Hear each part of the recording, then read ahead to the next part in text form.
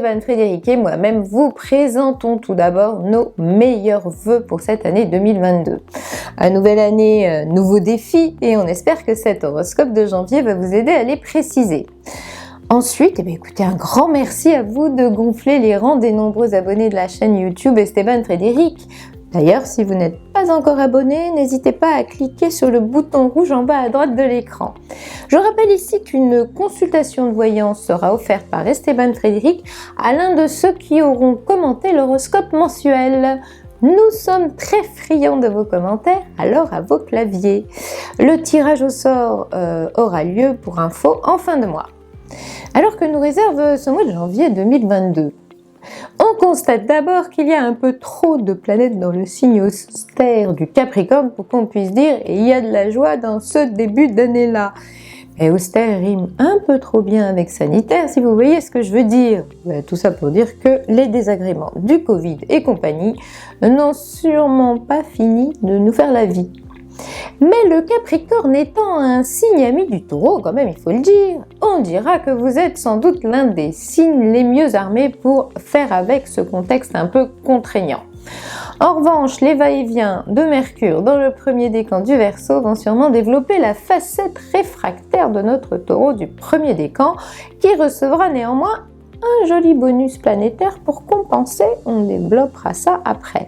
Puisque l'on vient d'évoquer les décans, je vous rappelle rapidement leur date pour que vous puissiez mieux vous situer dans cet horoscope. Si vous êtes né entre le 21 et le 30 avril, vous êtes Taureau du premier décan comme Pénélope Cruz et Nicolas Bedos. Si vous êtes né entre le 1er et le 10 mai, vous êtes Taureau du deuxième décan comme Adèle et Georges Clooney. Et si vous êtes né entre le 11 et le 21 mai, vous êtes Taureau du troisième décan comme Cate Blanchett, Laetitia Casta, Patrick Bruel et Robert Pattinson. Bon, si vous désirez des infos pour un rendez-vous de voyance avec l'excellente équipe de Stéphane Frédéric, ou même savoir comment vous procurer votre thème astral, vous saurez tout à la fin de cette vidéo. Je vous invite donc à aller jusqu'au bout avec nous. Et maintenant, c'est parti pour l'horoscope de janvier. Côté cœur, premier décan, ce mois-ci, vous aurez droit à 2 influences simultanées. Apprenez d'abord que si quelqu'un vous touche, vous attendrit, vous émeut et que vous sentez votre corde sensible vibrer délicieusement, ce sera simplement parce que Jupiter en Poisson adore vous souffler l'envie d'aimer en dose magistrale.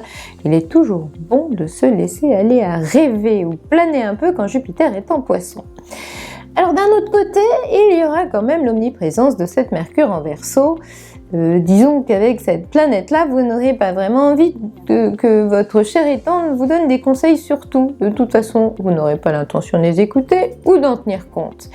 Laissez quand même l'autre s'exprimer et si vous désirez conserver le fil du bonheur, n'oubliez pas que l'amour est un dialogue de cœur à cœur. Si après le 24 janvier, le boulot empiète un peu sur votre vie privée, vous penserez sans doute qu'avoir des ambitions vaut bien quelques sacrifices momentanés. Deuxième décan, faire en sorte que votre vie sentimentale soit ou devienne un véritable havre de paix est peut-être un boulot à plein temps, mais on peut dire qu'en ce mois de janvier, vous ferez tout ce qu'il faut pour ça. Une relation amoureuse, ça se travaille et c'est sans doute le message de cette Vénus qui traînera dans le deuxième décan du Capricorne. Ce que vous attendiez depuis un certain temps risque d'arriver bientôt, c'est-à-dire en début du mois de février. On ne parle pas d'une révolution, mais plutôt d'une évolution sensible, intéressante et concrète de votre situation sentimentale. Troisième décan.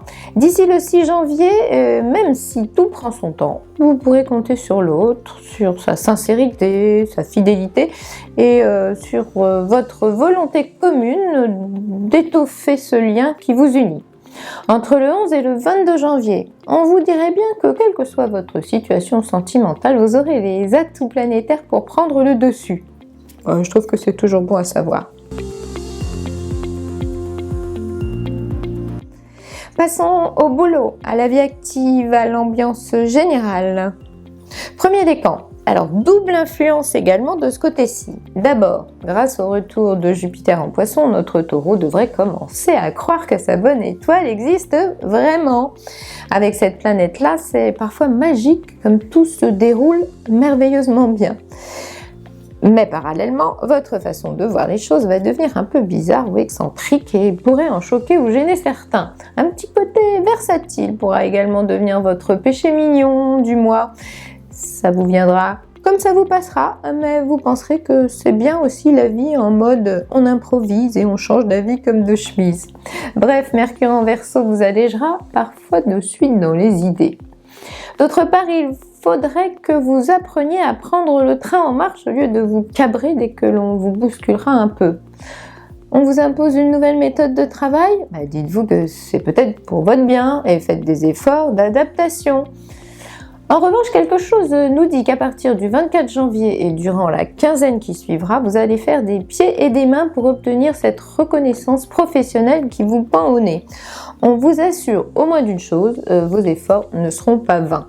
Ce sera important, ça vous prendra beaucoup de temps, mais on parlera bien là d'accomplissement. Ce sera le moment d'investir tout votre potentiel dans une mission qui pourrait à terme rehausser votre statut social. Deuxième décan, d'ici le 13 janvier, vous prendrez votre rôle social particulièrement à cœur. Se montrer résolument responsable et efficace est une évidence pour un taureau, quand le soleil passe en Capricorne. On dira qu'il ne sera pas facile de vous prendre en faute, car dans ce climat-là, vous serez parfaitement dans votre élément et saurez vous montrer à la hauteur. Quelqu'un a dit « Le talent est un titre de responsabilité ». Eh bien, amis taureaux, en ce début d'année, vous illustrerez très joliment cette citation. Troisième décan, entre le 11 et le 22 janvier, vous serez plutôt doué pour les manœuvres politiques et affirmer votre position au sein d'un groupe pour qu'elle soit plus solide ou que votre influence devienne incontestable. Merci au soleil et à Pluton en Capricorne. Obtenir ce que vous désirez sera également un défi permanent. Pas d'obstacles qui tiennent pour notre taureau quand ces planètes-là décuplent sa volonté. Après le 25 janvier, votre réflexion et votre organisation prudente et stratégique seront de véritables atouts. Notre taureau est un sacré logisticien quand Mercure et Pluton en Capricorne le soutiennent. En cette fin de mois, votre conception des choses sera ultra réaliste, votre maîtrise des sujets sera parfaite et ne parlons même pas de votre conscience professionnelle. Un seul mot, bravo.